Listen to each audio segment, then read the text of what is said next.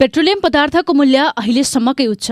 Petrol प्रति litre 142, diesel र मट्टीतेल 125 रुपैयाँ पुग्यो। 5 तारे होटल सहितका 5 होटललाई 7 दिनभित्र 86 करोड रोयल्टी तिर्न मन्त्री आलेको अल्टिमेटम। बेलायतका विमानस्थलबाटै फर्काइँदै नेपाली विद्यार्थी। एमसीसी संसदमा प्रवेश गरे सरकारबाट बाहिरिन प्रचण्डमाथि दबाव। पानीको मूल फुटाउने मन्त्रालयको अभियान। कान्तिपुर र नागरिक अस्पतालमा बन्छ नक्कली पिसिआर रिपोर्ट। सञ्चालक सहित 4 जना पक्राउ। नेभी संघको महाधिवेशन गराउने बारे केही दिनभित्रै निर्णय गर्छौं। गगन थापा। नेपालमा शक्तिशाली मौसम प्रणाली प्रवेश गर्दै शनिबारसम्म सजग रहन आग्रह। सन्दीप लामिछाने आइपीएलको मेगा अक्सनमा कानून संशोधन आवश्यक छैन, निर्वाचन आयोगको भनाई। सुनको भावमा वृद्धि। चाँदी तोलाको 15 रुपैयाँले बढ्यो। एमसीसी पास गर्नै पर्ने जिकिरमा बाबुराम भट्टराई। धमाधम फिल्मको रिलिज मिति घोषणा गर्दै भारतीय निर्माता।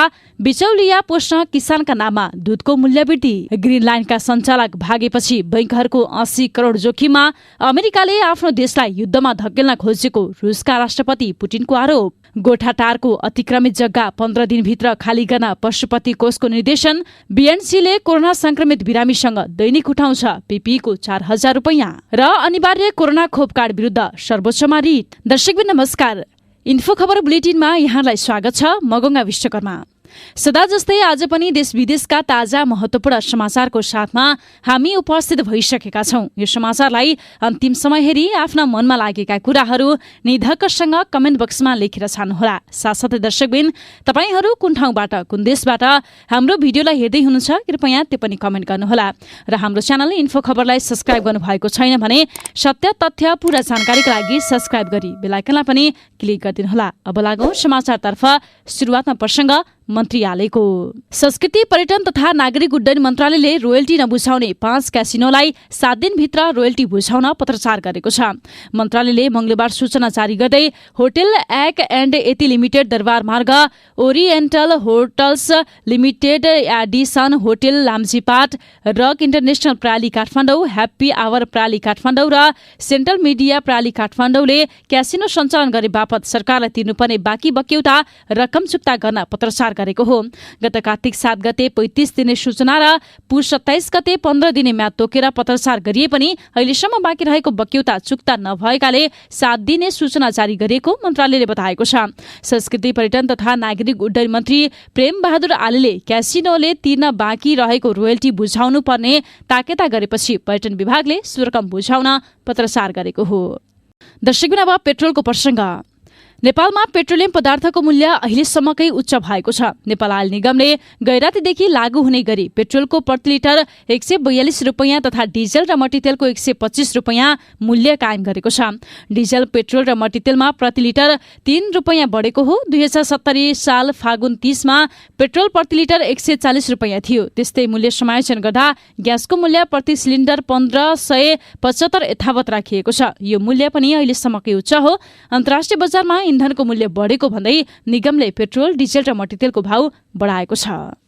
दर्शकबिन, अब विद्यार्थीको भिसा रद्द, यस सम्बन्धी प्रसङ्ग। झुटा विवरण पेश गरेको, पढ्ने विषयबारे जानकारी नभएको लगायतका कारण देखाउँदै भिसा रद्द बेलायतको युनिभर्सिटी अफ सेन्ट्रल ल्याङ्कसायरमा स्नातक तह bachelor of arts with honours in business management पढ्न आएका 4 जना विद्यार्थी जनवरी 3 साता म्यानचेस्टर विमानस्थलबाट समातिएका छन्। सोधपुछ गर्दा ती विद्यार्थीले झुटा विवरण पेश गरेको, आफूले अध्ययन गर्ने विषयवस्तुबारे पर्याप्त ज्ञान नभएको, विश्वविद्यालयलाई तिर्न बाँकी शुल्क र खाना बस्नका लागि बैंकमा रकम जम्मा नभएको, अंग्रेजी समेत राम्ररी बोल्न नसकेर दोभाषी राख्नु परेको आदि कारण देखाउँदै अध्यागमन अधिकृतले अध्यागमन ऐन 1971 अन्तर्गत भिसा रद्द गरेर नेपाल फिर्ता पठाइदिएका थिए।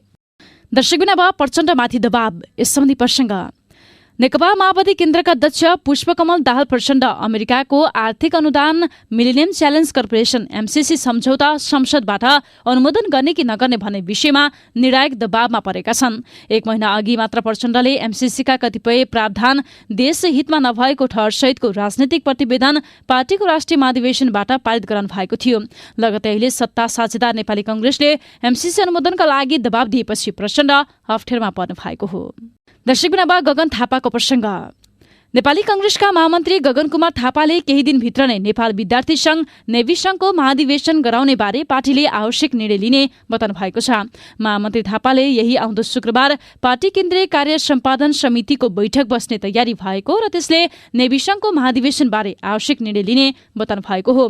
उहाँले महाधिवेशन सम्पन्न गराउने वातावरण बनाउने काममा लाग्न पनि नेभी संघका नेता कार्यकर्तालाई निर्देशन दिनुभयो। मंगलबार नेपाल विद्यार्थी संघका नेता कार्यकर्तासँग पार्टी कार्यालय सानेपामा मंगलबार भएको भेटमा महामन्त्री थापाले नेभी संघभित्र देखिएको समस्या समाधान गर्ने काम त्यही संगठनको भएको उल्लेख गर्दै पार्टीको तर्फबाट भने त्यसका लागि आवश्यक निर्णय गर्न ढिलाइ नहुने बताउनु भएको छ। दर्शकबिन नेपाल भारत पुल यस सम्बन्धी प्रसंग। भारत सरकारको अनुदान सहयोगमा दार्चुला स्थित महाकाली नदीमा भारतको धारचुला जोड्ने पुल निर्माण गरिने भएको छ। भारतको उत्तराखण्ड स्थित धारचुला र नेपालको सुदूरपश्चिम स्थित दार्चुला जोड्ने उक्त पुल निर्माणको लागि मंगलबार भारतीय पक्षसँग सम्झौता भएको हो। नेपालका लागि भारतीय राजदूत विनय मोहन क्वात्रा र नेपाल सरकारको तर्फबाट भौतिक पूर्वाधार तथा यातायात मन्त्रालयका सचिव रविन्द्रनाथ श्रेष्ठले सम्झौता पत्रमा हस्ताक्षर गरेका हुन्। सम्झौताको क्रममा नेपालको तर्फबाट भौतिक पूर्वाधार तथा यातायात मन्त्री रेणु कुमारी यादवको समेत उपस्थिति रहेको थियो। दर्शकबिन विद्यार्थीलाई निशुल्क ल्यापटप यस सम्बन्धी प्रसंग। मध्य प्रदेश सरकारले कक्षा 11 र 12 का छात्राहरूलाई ल्यापटप दिने भएको छ। सामाजिक विकास मन्त्री नवल किशोर शाहले बेटी पढाऊ बेटी बचाऊ कार्यक्रम अन्तर्गत कक्षा 11 र 12 का छात्राहरूलाई ल्यापटप दिने निर्णय भएको जानकारी दिनुभयो। उहाँले हामीसँग भने कक्षा 11 र 12 का छात्राहरूलाई ल्यापटप दिने तयारी गरेका छौं। यो कार्यक्रमको फाइल अहिले अर्थ मन्त्रालयमा रहेको छ। ल्यापटप खरिदका लागि टेन्डर हुन बाँकी रहेको छ। मन्त्री शाहले यसै वर्षबाट ल्यापटप वितरण गर्ने तयारी गरेको पनि जानकारी दिनुभयो। दर्शकबिन नक्कली पीसीआर रिपोर्ट यस सम्बन्धी प्रसंग। कोरोना भाइरस कोभिड-19 परीक्षणको नाममा नक्कली पीसीआर रिपोर्ट बनाउने 2वटा अस्पतालको ल्याबमा प्रहरीले छापा मारेको छ। महानगरीय अपराध महाशाखाको टोलीले काठमाडौँ सुविधा नगर स्थित तीनकुने कान्तिपुर अस्पतालको ल्याब र भक्तपुर स्थित नागरिक अस्पतालको ल्याबमा छापा मारेको हो। महाशाखाका एसपी कृष्ण कोइरालाका अनुसार उनीहरूले नक्कली पीसीआर रिपोर्ट बनाउने गरेको सूचना पाएपछि जनस्वास्थ्य कार्यालयको सहयोगमा ल्याब सिल गरिएको छ। महाशाखाले नक्कली पीसीआर परीक्षणका लागि नागरिक अस्पतालको ल्याबका लागि नाम र फोटो संकलन गर्ने बिशौलिया रोशन कुमार छिटान र ल्याबका म्यानेजर सर्लाहीका प्रसन्न कुमार झालाई पक्राउ गरेको हो। दर्शकबिन सन्दीप लामिछानेको प्रसंग।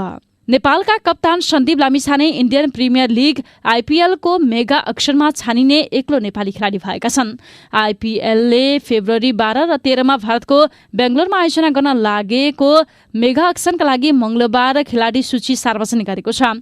नेपालबाट 15 खेलाडीले अक्सनका लागि नाम दर्ता गराए पनि अन्तिम सूचीमा 21 वर्षीय सन्दीप मात्र समेटिएका हुन्। 2 दिने मेगा अक्सनका लागि 590 खेलाडी अन्तिम सूचीमा परेका छन्। त्यसमध्ये 215 विदेशी खेलाडी रहेका छन्। दर्शकबिन बाबुराम भट्टराईको प्रसंग।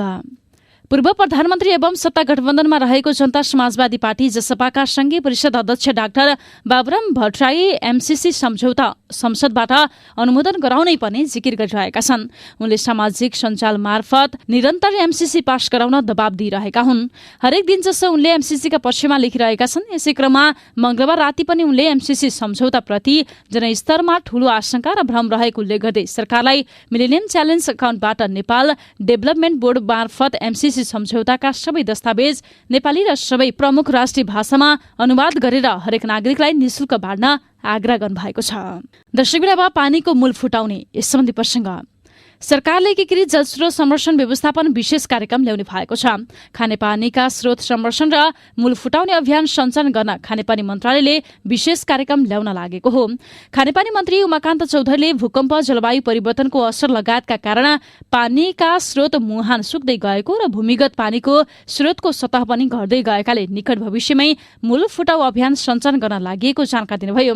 वर्षातको पानी पोखरी लगायत ठूला ठूला जलाशयमा संरक्षण कार्यक्रम सञ्चालन गरी हिउँदमा निरन्तर आपूर्तिको व्यवस्था गर्न यस्ता अभियान सञ्चालन गर्न लागि जानकारी दिनुभएको छ। दर्शकबिन दूधको मूल्य वृद्धि यस सम्बन्धी प्रसंग। सरकारले दूधको मूल्य बढाएकोमा उपभोक्ता कर्मीले आपत्ति जनाएका छन्। सोमबार सरकारले किसानको नाममा बढाएको प्रति लिटर 6 रुपैयाँ 52 पैसा वास्तविक किसानको हातमा नपुग्ने र बिचौलियाको मात्र पोषिने उपभोक्ता कर्मीको भनाइ छ। राष्ट्रिय उपभोक्ता मञ्चका अध्यक्ष प्रेमलाल महर्जनले बिचौलिया पोष्न सरकारले किसानको नाममा दूधको मूल्य वृद्धि गरेको आरोप लगाउनुभयो। एउटा गाई गाईको गोठ एउटा बाल्टिन समेत नभएका बिचौलीलाई पोस्नु किसानको नाममा सरकारले दूधको मूल्य वृद्धि हो। अध्यक्ष महर्जनले भन्नुभयो, सरकारले दूधको मूल्य 56 रुपैयाँ 4 पैसा पुर्याए पनि गाईको गोठमा गोबर सोहोर्ने किसानले पाउने मूल्य भनेको 40 देखि 45 रुपैयाँ हो। दर्शकबिन अब पुटिनको आरोप। यस सम्बन्धी प्रसङ्ग। रुसका राष्ट्रपति भ्लादिमिर पुटिनले अमेरिकाले आफ्नो देशलाई युद्धमा धकेल्न खोजेको आरोप लगाएका छन्। युक्रेनको विषयलाई लिएर अमेरिकाले युद्धमा तान्न खोजेको उहाँको आरोप छ। यद्यपि उहाँले वार्ता र संवादको सम्भावना कायम नै रहेको बताउनु भएको बीबीसीले बताएको छ। अमेरिकाले युरोपमा नेटो गठबन्धन सेनाबारे आफूहरूले राख्दै आएको चासोलाई व्यवस्था गरिरहेको पुटिनको टिप्पणी छ। रुसले युक्रेनको सिमाना नजिकै ठूलो संख्यामा सेना तैनात गरेपछि तनाव बढेको छ। रुसले पूर्वी क्षेत्रमा नेटोको थप विस्तार रोक्ने सहित कानूनी रूपमा बाध्यकारी हुने गरी सुरक्षा सुनिश्चित गर्न गरेको माग र चिन्तालाई अमेरिकाले व्यवस्था गरेको पुटिनको भनाइ छ। दर्शकबिन अब अनिवार्य खोप कार्ड। यस सम्बन्धी प्रसङ्ग। सार्वजनिक सेवा प्राप्त गर्न कोभिड-19 विरुद्धको खोप कार्ड अनिवार्य गर्ने सरकारको निर्णय कार्यान्वयन नगर्न माग गर्दै सर्वोच्च अदालतमा रिट निवेदन दायर गरिएको छ। प्रधानमन्त्री तथा मन्त्री परिषदको कार्यालयसहित सरकारवाला निकायहरूलाई विपक्षी बनाई आज अधिवक्ता सल्लु तिवारी र कानूनका विद्यार्थी सबिन पोखरेलले उक्त आदेश माग गर्दै रिट निवेदन दायर गर्नुभएको हो। खोप कार्ड नभएकाहरूलाई सेवाबाट वञ्चित गर्ने सरकारी निर्णय गैर कानूनी रहेको उल्लेख गर्दै यही माग छ र गत पुस 30 गतेको निर्णय कार्यान्वयन नगर्न अन्तरिम आदेश को माग रिट निवेदनमा गरिएको छ। दर्शकबिन अब धमाधम फिल्मको रिलिज। यस सम्बन्धी प्रसङ्ग।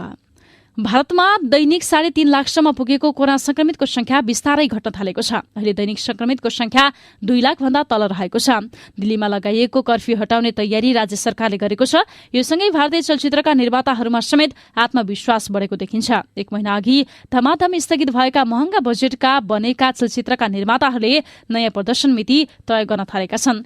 यसले भारतीय निर्माताहरू फेरि लयमा फर्किन थालेको छ र कोरोना महामारीको तेस्रो चरण चाँडै नै सकिने निष्कर्षमा पुगेको बुझ्न सकिन्छ।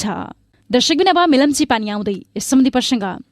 मिलम्ची खानेपानी आयोजनाका विभिन्न संरचनामा रहेका ग्याग्रान हटाएर पुरिएका संरचना निकाल्न थालिएको छ। आयोजनामा चिनिया निर्माण कम्पनी सिनो हाइड्रो प्रणालीले गएको वर्षमा पुरिएका संरचना खुलाउन लागेको हो। वर्षामा बाढी र पहिरोको कारण पुरिएर रहेका संरचना खुलाएर मर्मत गरेर पुनः काठमाडौँ उपत्यकामा खानेपानी ल्याउन तयारीको काम भइरहेको मिलम्ची खानेपानी विकास समितिले बताएको छ। दर्शकबिन अब बीएनसी हस्पिटलको प्रसङ्ग। झापाको बिट्टामोड स्थित बीएनसी अस्पतालले कोरोना परीक्षण र उपचारका क्रममा निर्धारित शुल्कको सीमा मिचेर मनखुसी असुली गरेको पाइएको छ। बीएनसी एमालेका केन्द्रीय सदस्य समेत रहेका मेडिकल व्यवसायी दुर्गा परसाईको अस्पताल हो।